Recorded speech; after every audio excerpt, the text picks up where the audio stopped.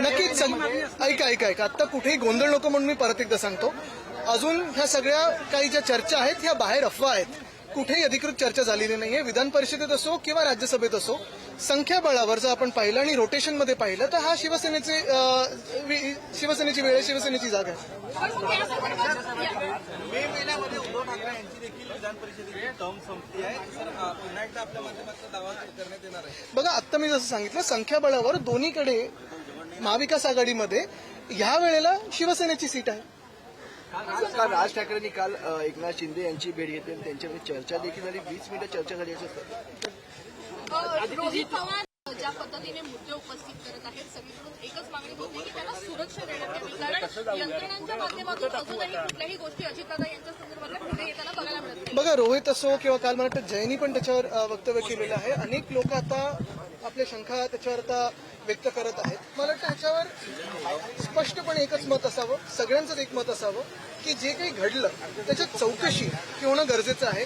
काल मला वाटतं उपमुख्यमंत्री सुनेत्राताईंनी देखील मागणी केली की सीबीआय चौकशी व्हावी, कारण आता जे काही पुढे पुढे येतं ब्लॅक बॉक्स असेल वगैरे ह्याच्यात संशय वाढत चाललेला आहे. म्हणून एक निश्चित आहे की चौकशी तर व्हावी. जय पवार यांनी सुद्धा रोहित असेल जय असेल दोघे 3 लाख रुपये लाच मागितली जात होती. एक ऑडिओ समोर आलेली आहे. अल्पसंख्याक विभागाच्या शाळांना मंजुरी देण्याची 1,500 ते 2,000 रुपये 2,000 शाळांना अल्पसंख्याकांचा दर्जा दिलेला आहे. बघा आता हे पूर्ण सरकारच जर पाहिलं तर खोदून काढायचं झालं तर सगळेच वरपासून खालपर्यंत भ्रष्ट आहेत. आणि सरकारची कामं म्हणजे ती काल कुठची युनिव्हर्सिटी गंगोटिया काय, तर तसं ते झालेलं आहे, तसंच त्यांचं काम आहे. आदित्यजी साधारणतः 10 वर्ष आधी जलपूजन केलं गेलं होतं अरबी समुद्रात महाराजांचा आश्वासन, पण अजूनही कुठेही त्याचं काही चिन्ह दिसत नाहीये. आणि त्यावेळी आपल्याला आठवत असेल छत्रपती शिवरायांचं जे स्मारक समुद्रात करणार होते ते असेल किंवा इथे देखील महामानव डॉक्टर बाबासाहेब आंबेडकरांचं स्मारक घाईघाईत त्यावेळी 2017च्या निवडणुकीच्या आधी पंतप्रधान महोदयांना बोलवून एके ठिकाणी जलपूजन दुसऱ्या ठिकाणी भूमिपूजन केलं होतं. पण अजून कुठेही तसं काम पूर्ण झालेलं दिसत नाहीये. हे दुर्दैव आहे. देवेंद्र फडणवीस यांच्या आदेशानंतरच एसीबीने नरहरी झिरवळ यांच्या कार्यालयावर कारवाई केली. कुठेतरी मित्र पक्षांना जवळ घेऊन शह देण्याचा प्रयत्न देवेंद्र फडणवीस हे आपण बघतोय. त्यांचे मित्रपक्ष बघतायत का की बघतायत पण बोलू शकत नाहीत. कारण होम डिपार्टमेंटची कारवाई, गृह खात्याची कारवाई मंत्रालयामध्ये मुख्यमंत्र्यांच्या परवानगीशिवाय होऊ शकते का, हा देखील एक विचार व्हावा. आणि दुसरं म्हणजे खरोखर अशा कारवाई झाल्या पाहिजेत, त्याच्यातून अर्ध सरकार हे बदललं जाईल कमीत कमी. दिल्लीत एआय समिट सुरू.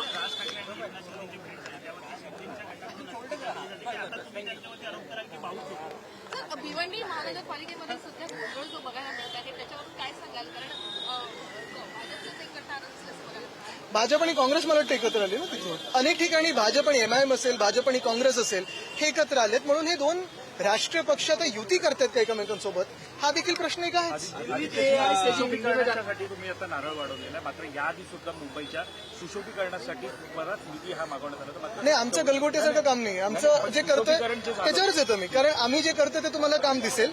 ह्या आधी आपल्याला कळलं असेल, मध्ये एक मीडियाचा पण रिपोर्ट होता की 99% फंड हा सत्ताधारी लोकांकडे गेला.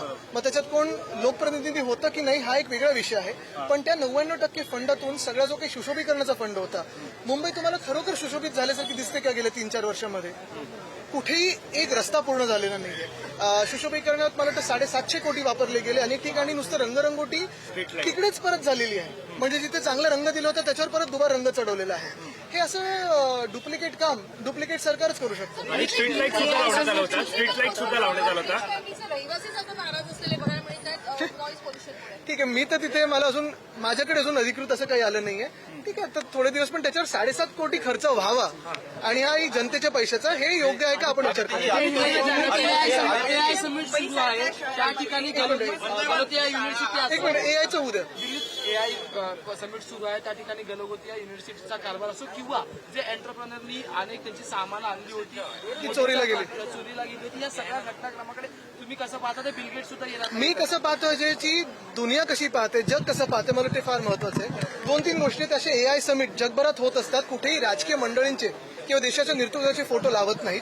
तिथे फक्त एआयचं काम दाखवलं जातं. आणि दुसरं म्हणजे जे काही गोंधळ भारत मंडपममध्ये असेल किंवा मैलोन मैल चालायला लागते लोकांना, पाणी संपतंय, जेवण संपतंय, असा कुठेही गोंधळ हा दिसला नव्हता. सर हिंदी में जाना चाहेंगे AI समिट जो दिल्ली में चल रहा है एक मिनिट पूर्ण मराठी शाळांचा समतोल आहे इतका बिघडलेला आहे की मराठी शाळांची संख्या कमी, अल्पसंख्याक शाळांची संख्या जास्त वाढलेली आहे. इतकंच नाही तर मराठी मुलं जी आहेत ती आता अल्पसंख्याक शाळांमध्ये अशा पद्धतीनं प्रवेश घेतात. मुख्य म्हणजे अल्पसंख्याक शाळांचा दर्जा हा यासाठी मिळवला जातोय की आरटी अंतर्गत मुलांना ऍडमिशन द्यावी लागू नये. शाळांनी हा जो गौर बंगाल करून ठेवलेला आहे त्याबद्दल आपली बघा, तुम्हाला सांगू का, याच्यात खरोखर एक पाहायला पाहिजे की जेव्हा तुम्ही अल्पसंख्याक बोलता तेव्हा कोण कोण त्याच्यात येतं, ही पहिली गोष्ट आहे. दुसरं म्हणजे अनेक ट्रस्टवर एक व्यक्ती अल्पसंख्याकातलं घेतात म्हणजे ती ट्रस्ट आरटीमध्ये येत नाही, असे पण खूप ठिकाणी घोळ झालेले आहेत. ठाण्यात काही शाळा आहेत मला माहिती आहेत, किंवा अशा ज्या सगळी मुंबईत पण आपल्याला दिसतात की पूर्ण समिती ही वेगळी, त्याच्यात एक मायनॉरिटी मेंबर घेतला म्हणजे ती मायनॉरिटी ट्रस्ट झाली, ती आरटीमध्ये येत नाही.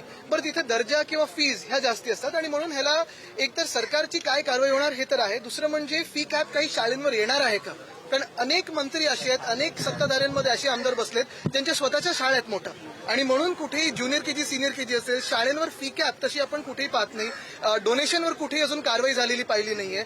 हा मोठा विषय, आणि हा विषय खरोखर जर सरकारने घेतला तर त्यांचे मी जाहीरपणे आभार मानीन. जर त्यांनी डोनेशनवर कडक कारवाई केली, फी कॅप बसवली, शाळेंवर जे काही ह्या गडबडी आहेत ना त्याच्यावर जर ते आटोक्यात आणल्या गडबडी, तर मी त्यांच्या जाहीरपणे अभिनंदन करतो. मुंबई तर महाराष्ट्रातल्या सगळ्या शाळांची या संदर्भाच्या अनुषंगानं चौकशी केली गेली पाहिजे. त्यांचा कारभार चौकशा आम्ही अनेक मागितलेल्या आहेत, पण क्लीन चिटच्या पुढे काही होत नाही. महायुती सरकारमधल्या मंत्र्यांची अनेक राष्ट्रवादी असेल किंवा शिवसेना असेल त्यांची खांदे पलट होणार, कारण की परफॉर्मन्स आणि वाचाळ वक्तव्यांमुळे बघा, आता साधारणपणे गतिमान सरकारला 6 वर्ष झालेलं आहे. कुठे गती पकडली आहे तर फक्त भ्रष्टाचारांमध्ये, आणि सगळे तुम्हीच एक्सपोज करताय, तेवढंच आहे, बाकी काहीच नाही. रोहित भी और जय भी काफी सवाल खड़े कर रहे हैं. बहुत सारे इस पे अगर आप देखें तो मुद्दे बाहर आ चुके हैं.